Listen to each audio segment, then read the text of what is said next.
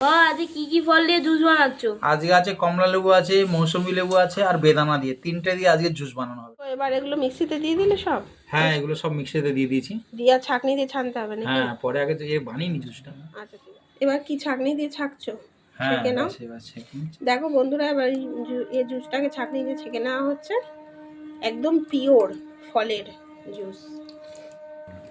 দেখো বন্ধুরা, সামান্য জল দিয়ে দিয়ে এটাকে ভালো করে ছিবড়ে করে বের করে নিতে হবে। আমরা তো সোডা বা বরফ, এখন তো শীতকাল, বরফ তো দেওয়া যাবেই না, সোডাও আমরা দেবো না, যেহেতু বাড়িতে করা হচ্ছে, দোকানে সব দেয়।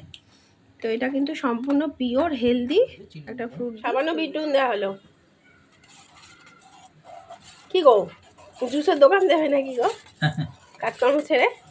হ্যাঁ, ভাবছি তাই। চলো। দুটো কাস্টমার তোমার পার্মানেন্ট, একটা তুমি আর আমার মা ছেলে নাকি? পয়সা দেবে না, এরা কেউ খেয়ে চলে যাবে। বল খেয়ে বল কেমন লাগছে? ভালো আছে। ভালো আছে? হ্যাঁ। এবার আমি টেস্ট করে দেখি। আরে মিষ্টি চিনি দিচ্ছি না আমি, কারণ চিনিটা হেলথের জন্য ভালো না বলে দেওয়া হয়নি। ঠিকই আছে, ভালো।